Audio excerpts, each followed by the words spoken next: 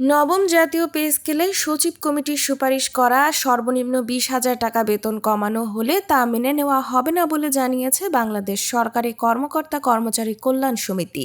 একই সঙ্গে বর্তমান বাজার দরের সঙ্গে সামঞ্জস্য রাখতে সর্বনিম্ন বেতন আরও বাড়িয়ে দ্রুত প্রজ্ঞাপন জারির দাবি জানিয়েছে সংগঠনটি। শনিবার 15 আগস্ট সংগঠনের সভাপতি আব্দুল মালেক ও মহাসচিব আশিকুল ইসলাম স্বাক্ষরিত এক বিবৃতিতে এসব দাবি জানানো হয়।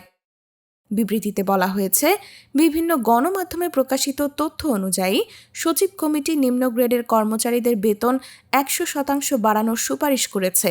8,250 টাকা থেকে 100% বাড়ালে বেতন দাঁড়ায় 16,500 টাকা। তবে সংগঠনটির দাবি, সর্বনিম্ন বেতন 20,000 টাকা নির্ধারণের সুপারিশও যদি কাটছাঁট করা হয় তাহলে কর্মচারীদের মধ্যে আরও হতাশা ও ক্ষোভ তৈরি হবে।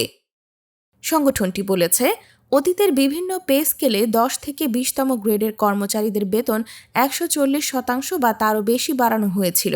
দীর্ঘ 11 বছর পর নতুন পে স্কেল হতে যাওয়ার সময়ও দ্রব্যমূল্য ব্যাপক হারে বেড়েছে। ফলে নিম্ন গ্রেডের কর্মচারীরা বর্তমান আয়ের সঙ্গে নিত্য প্রয়োজনীয় পণ্যের বাড়তি খরচ সামাল দিতে পারছেন না। বিবৃতিতে আরও বলা হয়, 2020 ও 2025 সালে দুটি পে স্কেল পাওয়ার কথা থাকলেও তা বাস্তবায়ন হয়নি। জাতীয় বেতন কমিশনের মতবিনিময় সভায় কর্মচারীরা দুটি পে স্কেলের সমন্বয় করে সর্বনিম্ন 35,000 টাকা বেতন নির্ধারণের দাবি জানিয়েছিলেন, কিন্তু সেই দাবির তুলনায় অনেক কমিয়ে 20,000 টাকা সুপারিশ করা হয়েছে।